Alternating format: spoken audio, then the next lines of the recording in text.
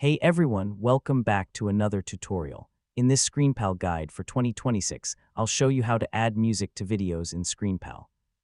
Whether you're creating YouTube videos, tutorials, presentations, promotional content, social media clips, or educational videos, background music can help make your content more engaging and professional.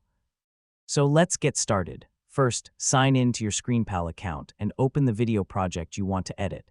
If you've recently completed a recording, you can open it directly in the ScreenPal editor. You can also upload an existing video if needed. Once your project is loaded, review the timeline and make sure your main video edits are complete before adding background music. Next, locate the music, audio, or media section within the ScreenPal editor.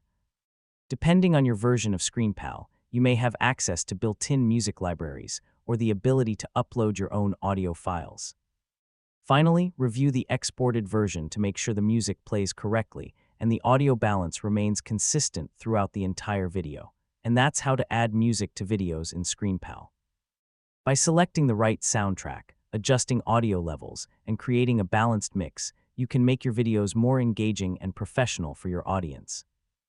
Thanks for watching, and I'll see you in the next tutorial.